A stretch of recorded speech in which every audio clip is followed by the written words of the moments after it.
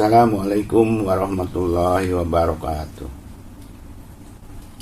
Anak-anakku sekalian, mari kita belajar dengan jarak jauh ini.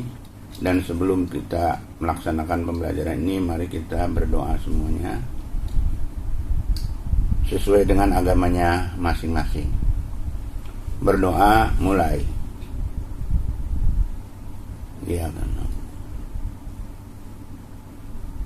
Berdoa selesai.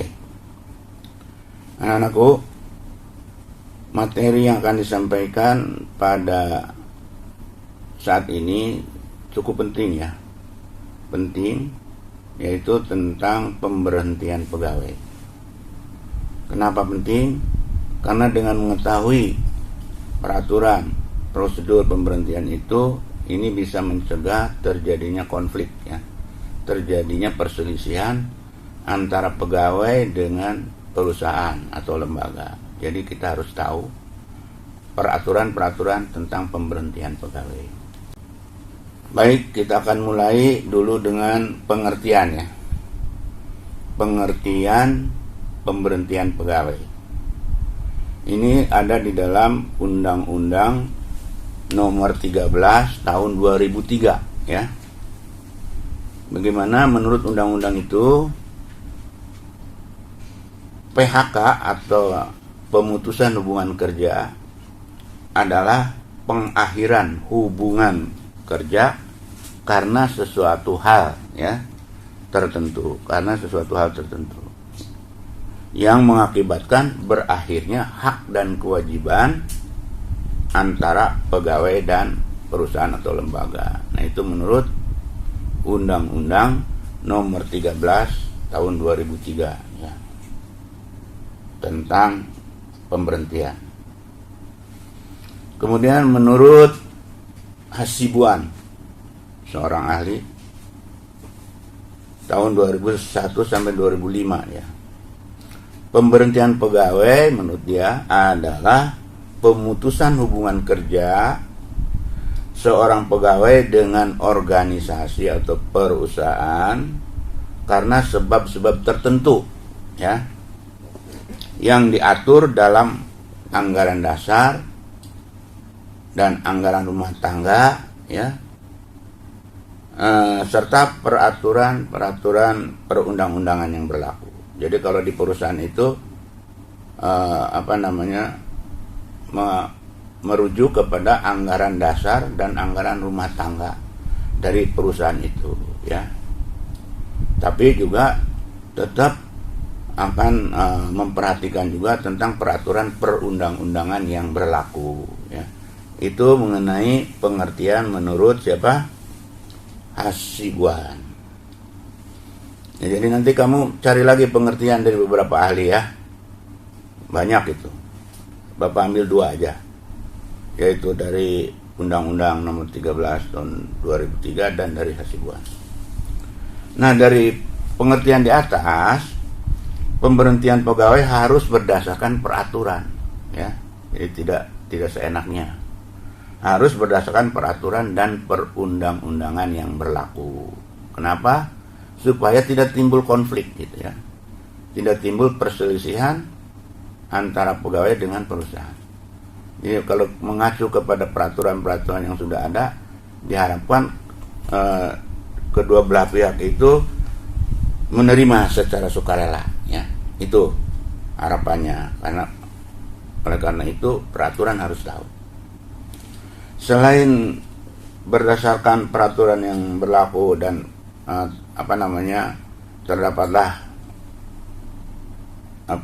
semua pihak menerima dengan sukarela, juga sahnya suatu keputusan pemberhentian itu adalah juga karena adanya keputusan dari lembaga penyelesaian perselisihan hubungan industrial atau dari pengadilan hubungan industrial. Kalau misalnya terjadi perselisihan ya, kalau terjadi perselisihan atau konflik sampai ke ranah hukum, ke pengadilan, maka keputusan yang sah adalah keputusan dari pengadilan hubungan industrial ya. Tapi kalau misalnya di perusahaan itu udah ada kesepakatan antar pegawai dengan perusahaan, ya udah tidak perlu merujuk ke pengadilan. Kalau terjadi konflik itu harus merujuk ke pengadilan, dan nanti keputusan dari pengadilan itulah yang dianggap sah ya, tidak bisa diganggu. Oke, nah itu mengenai pengertian. Lalu kita lanjutkan sekarang dengan pembahasan mengenai undang-undang kepegawaian itu, undang-undang yang memuat tentang pemberhentian pegawai ya. Tadi nomor 23 tahun 2003 ya. Nomor 13 tahun 2003. Ulangi. Nah, undang-undang itu untuk pegawai negeri sipil ya, itu dijabarkan dengan peraturan pemerintah. Dari undang-undang itu, kalau undang-undang tadi menyangkut pegawai negeri sipil plus swasta, khusus untuk pegawai negeri sipil dijabarkan lagi dengan peraturan pemerintah nomor 11 tahun 2017. Ini masih baru berarti ya, PP-nya khusus tentang pemberhentian pegawai ya. Jadi menurut peraturan pemerintah tersebut ya, kita coba akan membahas ada berapa macam sih pemberhentian ya menurut pemberhentian PNS menurut PP nomor 11 tahun 2017. Nah, ini ada 10 macam ya menurut PP itu. Yang pertama, pemberhentian karena keinginan atau permintaan sendiri dari pegawai ya. Nah, pada prinsipnya pegawai yang minta berhenti itu harus diberhentikan dengan hormat. Prinsipnya itu ya. Akan tetapi, nah ini, apabila ada kepentingan dinas gitu yang harus diselesaikan oleh pegawai tersebut, maka permintaan berhenti bisa ditunda. Artinya tidak langsung dikabulkan, ditunda dulu. Sebab ada kepentingan dinas yang harus diselesaikan oleh orang tersebut, oleh pegawai yang minta berhenti. Ditunda paling lama 1 tahun. Dalam jangka 1 tahun itu, maka si pimpinan organisasi harus menyiapkan penggantinya dia ya, pengganti dari PNS yang akan keluar, yang akan berhenti, dan disiapkan, diberikan pengetahuan dan lain sebagainya melalui pegawai yang akan berhenti itu, suruh memberikan bimbingan dulu sampai dia mampu gitu ya. Itu jadi ditunda. Yang pertama itu untuk menyiapkan penggantinya. Yang keduanya juga bisa ditunda apabila ada hal-hal yang harus dipertanggungjawabkan oleh pegawai itu dan belum dipertanggungjawabkan. Ada hal-hal yang sebetulnya harus dipertanggungjawabkan tapi belum dipertanggungjawabkan, sehingga dia harus jangan berhenti dulu, pertanggungjawaban dulu dibuat ya. Apalagi kalau sudah menyangkut masalah keuangan gitu ya, susah kalau diserahkan kepada orang lain. Jadi orang yang bersangkutan itu yang harus mempertanggungjawabkan, makanya boleh ditunda itu ya. Atau permohonan berhenti juga bisa ditolak, tidak ditunda, ditolak. Gimana, dalam hal apa ditolak? Kalau si pegawai itu terikat dengan ikatan dinas, dia pada saat bekerja disekolahkan oleh lembaga dengan biaya dari pemerintah, kemudian dengan perjanjian bahwa setelah selesai sekolah harus bekerja di pemerintah sampai batas waktu tertentu ya, sesuai dengan biaya yang sudah dikeluarkan oleh pemerintah. Itulah ikatan dinas namanya. Nah, kalau dia terikat dengan ikatan dinas, tolak. Nggak bisa Anda berarti Anda masih terikat dengan ikatan dinas. Ya, misalnya Anda harus bekerja minimal berapa tahun lagi. Nah, itu baru boleh berhenti. Ditolak. Bisa. Atau juga bisa ditolak kalau misalnya si pegawai itu sedang melaksanakan wajib militer, ya. Kalau dulu kita zaman Bung Karno itu kan ada konfrontasi, ya, dengan di Papua, di Kalimantan Barat, Malaysia. Itu dulu itu pegawai negeri itu juga pegawai perusahaan negara diwajibkan mengikuti wajib militer. Nah, kalau sudah mengikuti itu dia minta berhenti, ya nggak bisa juga, ya. Bisa ditolak. Itu kewajiban semua warga negara, wajib militer. Terutama pegawai negeri sipil harus jadi contoh, ya. Nah, itu jadi permohonan berhenti bisa dikabulkan, bisa. Kalau tidak ada masalah, bisa ditunda. Kalau memang masih ada hal-hal yang perlu diselesaikan oleh PNS tersebut, yang perlu dipertanggungjawabkan, dan boleh ditolak apabila dia terikat dengan ikatan dinas atau sedang melaksanakan wajib militer, ya. Nah, itu untuk pertama tuh, pemberhentian karena permintaan sendiri, ya. Yang kedua sekarang, ini banyak, ya, 10, yaitu pemberhentian karena penyederhanaan organisasi. Di suatu lembaga pemerintah kadang-kadang organisasinya terlalu besar, sedangkan volume kerjanya nggak begitu banyak, jadi disederhanakan. Nah, kalau ada penyederhanaan organisasi, maka pegawai-pegawai yang kelebihan, gitu ya, itu diberhentikan biasa dengan hormat tentunya, diberhentikan dengan hormat, dengan hak-hak kepegawaian. Akan tetapi, nah ini ya, itu ada syarat pemberhentian. Syaratnya apa? Itu minimal kalau usia pegawai itu 50 tahun bisa dipensiun. Tapi kalau pegawai yang belum berusia 50 tahun diberhentikan dengan mendapat uang tunggu namanya. Ya. Misalnya umurnya baru 40 tahun atau 45. Kan belum mencapai masa usia pensiun dia, tapi diberhentikan karena ada penyederhanaan organisasi. Maka dia mendapat pemberhentian dengan uang tunggu. Nunggu apa? Nunggu sampai usianya 50 tahun, begitu. Kalau udah usia 50 tahun, baru dia dipensiun, gitu ya. Jadi nunggu. Paling lama uang tunggu itu 5 tahun. Diberikan per tahun. Nanti perpanjang lagi setahun. Tuh sampai 5 tahun, gitu ya. Nah, uang tunggu berapa sih besarnya? Nah, uang tunggu itu pada tahun pertama besarnya 100% dari gaji. Ya. Jadi gaji utuh 100% tahun pertama. Tahun selanjutnya hanya 80% diberikannya, gitu ya, setiap bulan.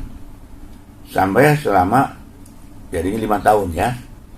Nah, bagaimana nih kalau usia pada saat pemberhentian dengan uang tunggu itu udah 5 tahun belum mencapai usia 50 tahun. Nah, kalau belum mencapai usia 50 tahun, maka pegawai itu kalau memang ada lowongan diaktifkan kembali. Jadi pegawai yang aktif, pegawai negeri sipil. Kalau tidak ada lowongan, maka dia berhenti, sudah stop uang tunggunya. Nunggu sampai usia 50 tahun baru dia dapat pensiun, begitu ya, aturannya begitu. Oke, itu penyederhanaan organisasi. Yang ketiga, karena tidak cakap jasmani atau rohani. Jadi sakit lah, jasmani maupun rohaninya sakit. Itu diberhentikan, tentunya yang demikian itu pemberhentiannya dengan hormat, ya. Jadi diberikan hak kepegawaian, hak pensiun. Yang keempat, karena meninggal dunia atau tewas atau hilang, ya. PNS yang meninggal dunia diberhentikan dengan hormat otomatis. Apa bedanya dengan tewas? kalau tewas itu meninggal dunianya sedang melaksanakan tugas, ya. PNS sedang melaksanakan tugas, terjadi kecelakaan, maka itulah disebutnya tewas. Kalau hilang, dia sedang bertugas ternyata hilang, misalnya tugas kemana lah, apa ke Papua, apa ke Kalimantan, hilang. Nah, kalau yang meninggal, yang wafat itu yang sakit biasa, itu pada saat dia itu diberhentikan dengan hormat, maka ahli warisnya mendapat selain pensiun juga dapat namanya tunjangan wafat. Tunjangan wafat itu bedanya dengan tewas. Kalau tunjangan wafat itu hanya 3 bulan 3 kali gaji. Kalau tewas, wafatnya karena sedang melaksanakan tugas itu 6 kali gaji. Itu namanya tunjangan tewas, ya, beda. Kalau yang hilang gimana? Hilang itu sama dengan wafat, dianggap sama dengan wafat. Itu bedanya. Itu haknya. Kemudian yang kelima, karena melakukan tindak pidana. Jelas kalau PNS melakukan tindak pidana artinya pasti itu diberhentikan tidak dengan hormat, ya. Atas keputusan pengadilan yang resmi, maka dia diberhentikan tidak dengan hormat. Tidak dengan hormat itu artinya tidak mendapat hak-hak kepegawaian, ya. Kemudian karena melanggar peraturan disiplin yang berat, ini juga melanggar peraturan disiplin yang berat, dia akan diberhentikan secara tidak hormat. Artinya tidak mendapat hak-hak kepegawaian, ya. Selanjutnya karena mencalonkan diri, nah ini menjadi presiden atau dicalonkan jadi presiden atau mencalonkan jadi ketua DPR gitu ya, atau DPD gitu, atau mencalonkan jadi gubernur, mencalonkan jadi bupati atau wakil bupati, ya, itu semuanya itu tidak bisa diberhentikan dengan tidak hormat, ya. Atau menjadi pengurus partai politik, itu juga diberhentikan tidak dengan hormat. Kenapa? Karena PNS itu aparatur negara yang harus tidak memihak, gitu lah, tidak boleh. Dia harus tidak memihak ke sana, tidak memihak ke sini, gitu ya. Itu PNS tuh.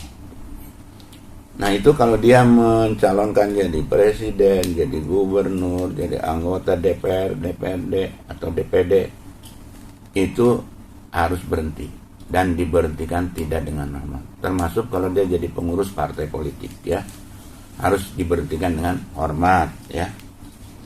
Lalu apalagi karena hal-hal lain, ya. Hal lain itu contohnya gini.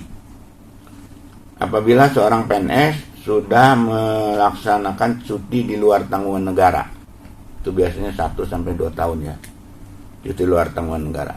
Begitu dia masuk lagi, tidak ada lowongan, sudah diisi orang misal, ya, dan diusulkan ke instansi lain, semuanya tidak nerima, tidak ada lowongan, maka itu diberhentikan, ya.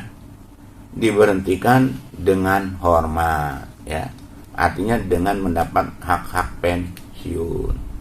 Atau dia itu setelah selesai melaksanakan cuti di luar tanggungan negara, terlambat melapor, ya, itu juga diberhentikan dengan hormat, ya, dengan hak kepegawaian tentunya.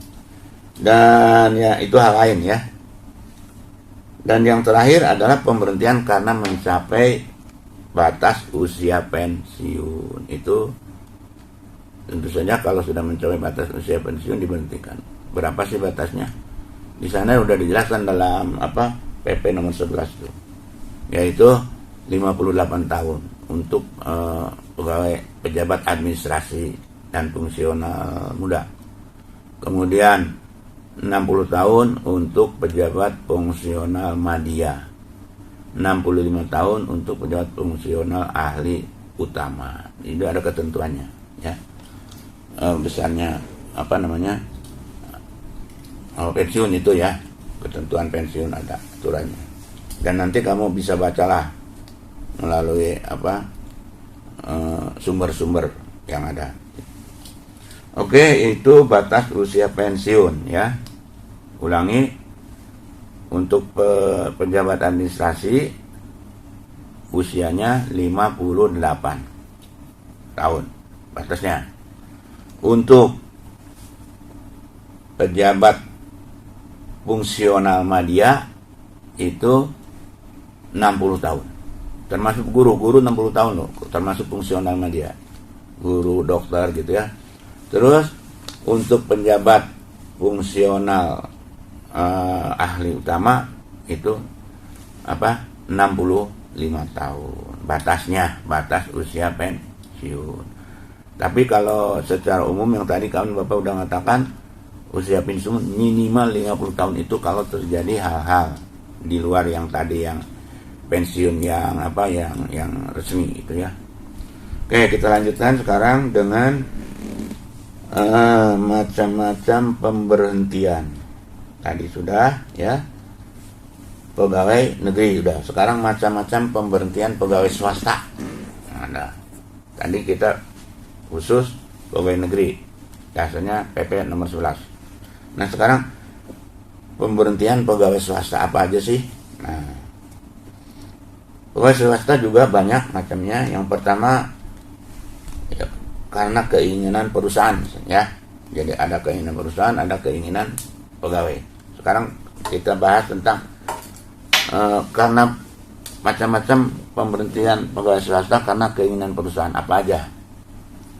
Yang pertama tidak mampu, karena pegawai itu tidak mampu melaksanakan tugas ya, nggak bisa, ya itu berhentikan oleh perusahaan gitu ya. Yang kedua, sering mangkir terus-menerus, sering tidak masuk tanpa alasan, itu juga diberhentikan. Tentunya yang model begitu tidak ada hormat ya, sering mangkir. Kemudian melakukan pelanggaran disiplin. Di perusahaan juga ada aturan disiplin.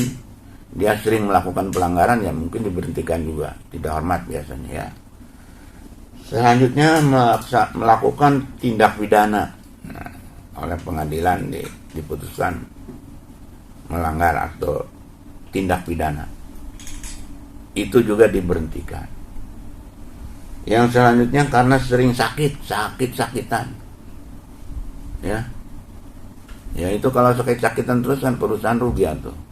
Makanya itu bisa diberhentikan dengan hormat yang gitu ya. Kemudian karena usia lanjut, nggak bisa lagi melaksanakan tugas dengan sebaik-baiknya karena usianya udah lanjut, maka dia juga diberhentikan. Nanti ada aturannya pemberhentian di swasta juga ya, sudah ditentukan dalam perundang-undangan. Kemudian karena perilaku kurang baik, si karyawan itu misalnya perilaku kurang baik itu sering berantem itulah dengan temannya, atau melakukan hal-hal yang kurang terpuji ya itu juga kurang baik. Misalnya porno aksi nggak boleh, contohnya yang kurang baik ya. Kemudian juga karena ada perampingan kepegawaian. Jadi di perusahaan juga kadang-kadang kalau pegawai terlalu banyak sedangkan usahanya tidak begitu mapan, tidak begitu maju, itu mengalami kesulitan dalam penggajian. Nah, untuk mengatasi itu biasanya ada perampingan kepegawaian, dikurangi pegawai-pegawai mana yang akan diberhentikan. Tentu saja yang namanya perampingan itu karena keinginan perusahaan, dan itu tanggung jawab perusahaan untuk memberikan istilahnya kompensasi ya, pesangon nanti ada haknya macam-macam.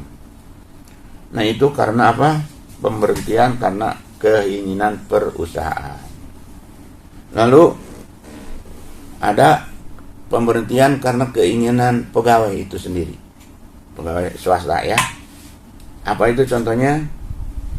Karena kesehatan kurang baik, sering sakit, terpaksa dia minta berhenti, boleh itu berhentikan.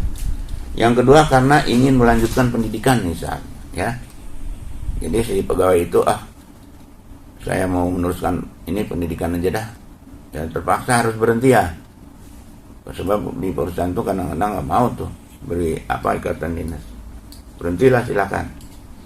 Kemudian karena misalnya gajinya terlalu kecil di perusahaan tuh, sehingga dia mau berhenti aja. Nah boleh itu diberhentikan. Kemudian karena mendapat pekerjaan yang lebih baik, dia juga bisa mengajukan permohonan berhenti ya. Lalu karena lingkungan kerjanya yang kurang kondusif, nggak enak lingkungan kerjanya, jadi tidak membuat dia betah kerja di sana. Mungkin lingkungan fisiknya atau lingkungan sosialnya gitu ya, sehingga dia tidak betah, itu yang tidak kondusif namanya. Tuh, kemudian juga karena ingin berwirausaha, ada pegawai minta berhenti karena dia mau berwirausaha, ya itu harus diberhentikan.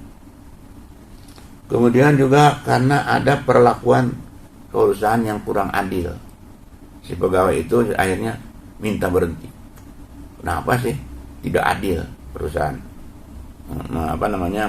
Ada perlakuan yang kurang adil, itu membuat pegawai mau berhenti, diberhentikannya begitu bisa. Atau karena pindah alamat, gitu ya. Tadinya alamatnya di Bogor, kerjanya di Bogor, lalu pindah misalnya kemana tahu ke Sumatera gitu ya, ke Medan, ya kapaksa berhenti kan, itu bisa berhenti. Lalu apalagi karena meninggal dunia, otomatis itu sebab lain ya, bukan permohonan dia, itu sebab lain karena meninggal dunia. Atau sebab lain itu karena perjanjian kontrak kerjanya udah berakhir, nah terpaksa berhenti. Kan setiap pegawai swasta itu biasanya ada kontrak kerja ya, kontrak kerja selama setiap tahun. Nah kalau sudah berakhir, otomatis berhenti dia. Itu kalau mau dilanjut ya harus bikin lagi kontrak kerja gitu ya, kontrak. Kalau enggak bikin lagi ya artinya dia harus berhenti, udah habis waktunya. Nah itu untuk keinginan sendiri dari pegawai swasta ya. Oke, hormat, ini kesimpulan catatan ya. Lihat caranya, pemberhentian itu bisa dilakukan dengan hormat atau tidak dengan hormat. Kemudian dari sifatnya ada yang bersifat sementara, ada yang selamanya.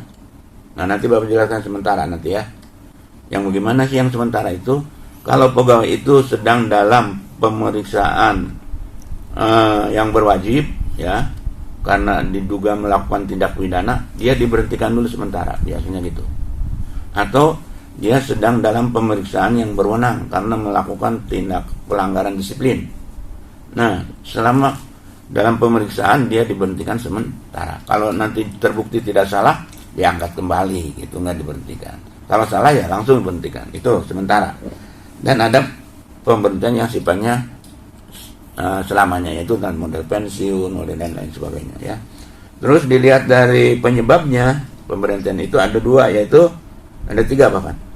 Keinginan sendiri, keinginan yang kedua keinginan perusahaan, dan yang ketiga karena perundang-undangan ya. Itu tambahan aja catatan.